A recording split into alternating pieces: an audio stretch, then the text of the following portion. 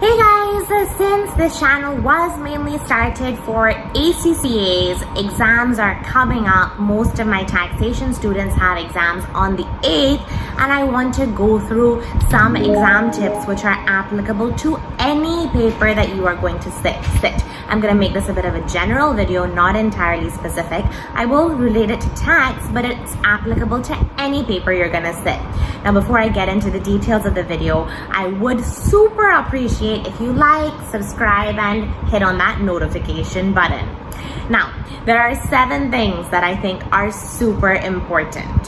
When you are reading your exam paper, when you get that paper on your computer screen, do not read the question first. Read the requirement first.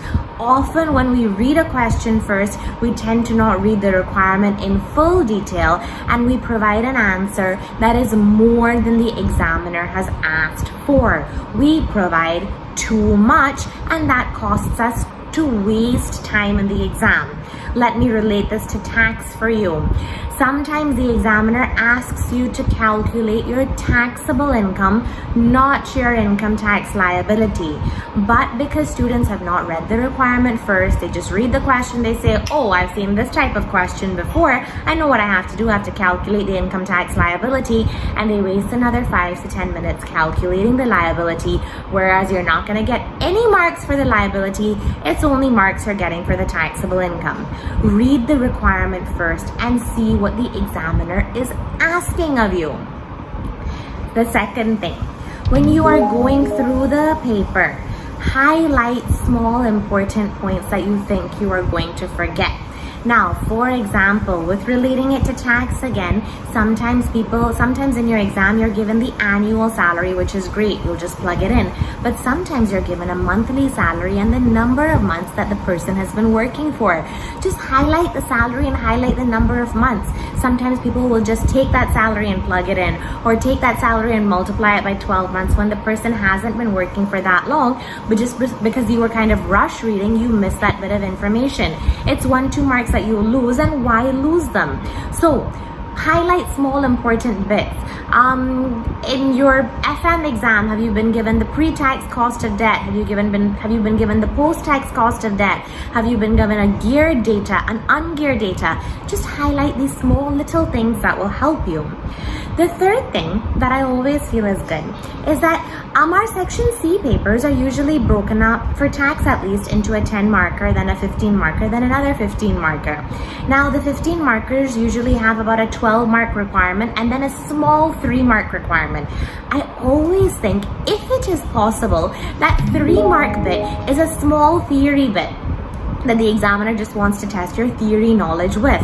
Answer that bit first. That's a 3 marks that you can easily get.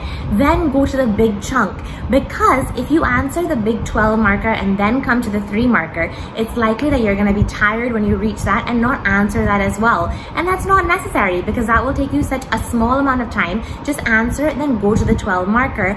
I feel like on an overall basis, you will have gotten a better score in that question. So something that I definitely applied to my exams. Most of your exams for your skill level are 60% multiple choice. If you don't know an answer, move on. It's only 2 marks. Don't sit there and break your head for 2 marks. Stress yourself out for the rest of your paper. Mess with your calm and cool, and then answer questions in a rushed and stressed out way. If you don't know it, move on. It's okay. It's only 2 marks. Understand that. I have so many people telling me, oh, ma'am, I wasted so much time on that question and then I couldn't answer the rest properly and my paper went badly because of that. Don't do that. It's 2 marks. Leave it. Now, what else? Formatting your answer does not matter. You do not need to make it beautiful. You get no marks for formatting. Spelling mistakes, once the examiner can actually understand what you're trying to say, do not matter. Do not focus on those things. Please do not waste time on those things.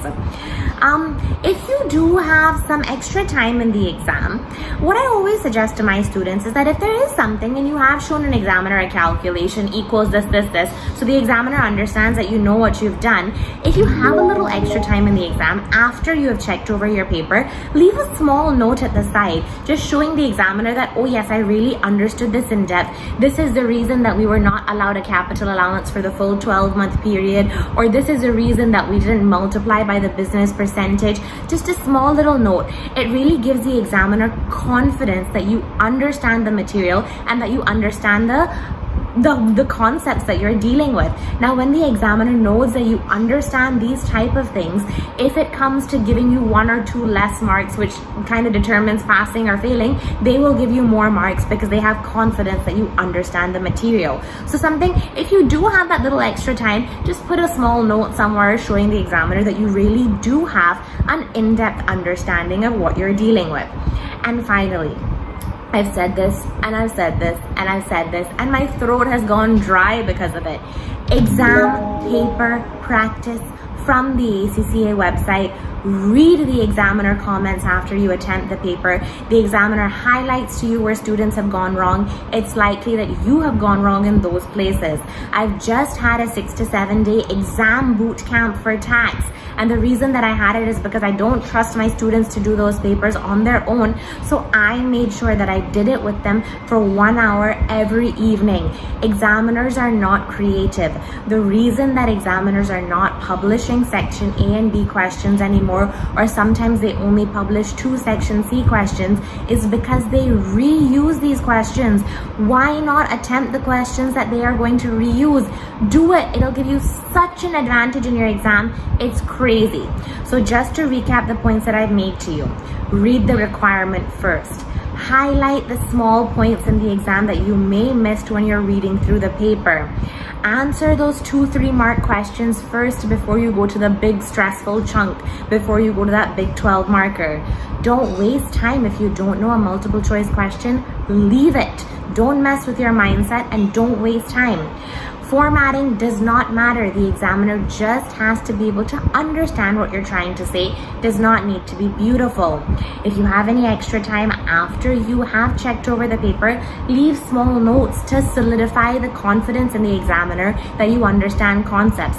And finally, guys, take 1 day every day and practice a past paper. Trust me, after your exam, you will appreciate that you have done this.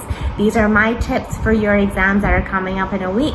I want to wish you all the luck and all the love for your exams. I know that sitting them out at home again is a stressful thing, but good luck, good luck, good luck. And if you liked the video, press on that like button, hit on that subscribe button, and that notify button. Thanks, guys.